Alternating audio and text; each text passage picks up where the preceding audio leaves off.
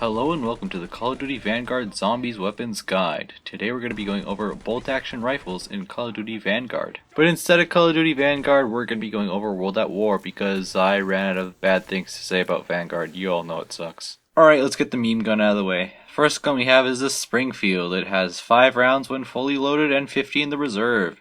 You cannot upgrade this gun in the vanilla game. According to the wiki, there is a pack-a-punch version. There's no name attached to it. It holds 8 rounds when fully loaded and 60 in the reserve. This is literally the worst gun in the entire game. There's no reason to ever get this gun for any reason at all. There's really nothing else I can say. It's the worst out of the bolt actions in terms of damage, and yeah. There's literally no reason to get this gun. If you get it from the random box, immediately switch it out. This is a 1.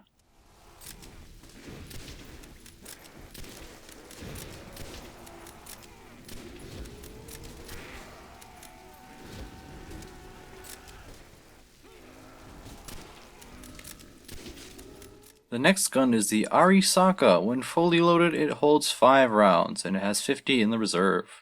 You cannot upgrade this gun in the vanilla game because it's not under release either. According to the wiki, the upgraded version is called the Eviscerator. It holds 8 rounds and 60 in the reserve. This gun is only slightly better than the Springfield. You can get headshots early on with it, I guess, but there's no real reason to use it later on because there's just better weapons. I did get to round 5 in the starting room on Shino, but that still doesn't really mean it's a good weapon, so yep. There's really no reason to use this. I'm giving it a 2 just because it's slightly better than the Springfield.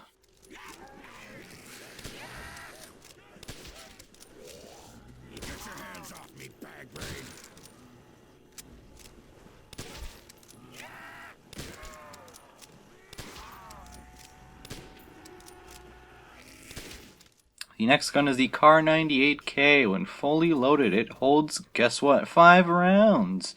And it has how many? 50 in the reserve. I'm seeing a pattern here. When upgraded, you can actually upgrade this gun. It turns into the Armageddon. It holds 8 rounds when fully loaded and 60 in the reserve. Surprisingly, this gun is actually pretty powerful later on in the rounds once you upgrade it. And even unupgraded, it didn't take me that many shots to kill zombies. That all being said, why would you use a bolt-action rifle to kill zombies? There's just better weapons to use.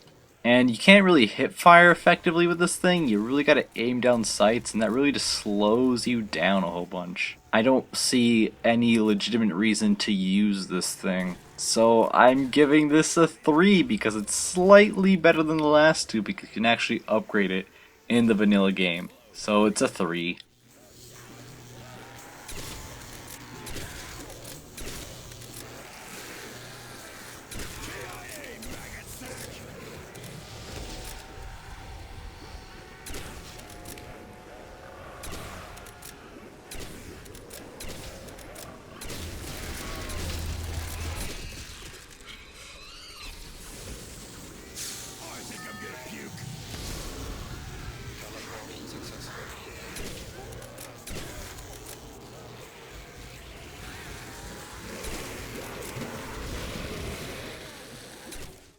And last but definitely not least, we have the bolt-action rifle, the PTRs 41. Pretty sure this isn't a bolt-action rifle, but we're classified as such, so yeah. When fully loaded, it holds 5 rounds and 60 in the reserve.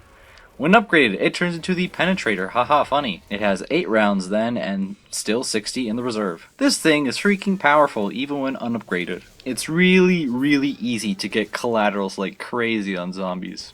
Headshots are especially crunchy and effective. But you move extremely slowly with this thing. So again, this is one of these guns where you need a light secondary to run around effectively with. That being said, it is extremely powerful like I mentioned before. This thing is insane. Even if you've never played World at War, chances are you've heard of the power of the PTRs. And it has that reputation for a reason. Look at this thing. This thing's killing zombies pretty easily.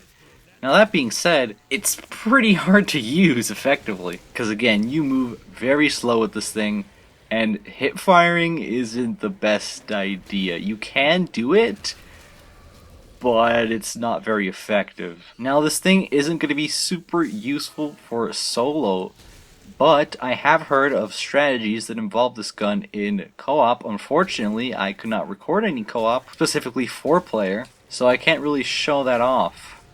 But I do imagine that if you have people covering your back so that you can just sit down in one spot and just crank out those headshots, this thing is definitely a must-have for the squad.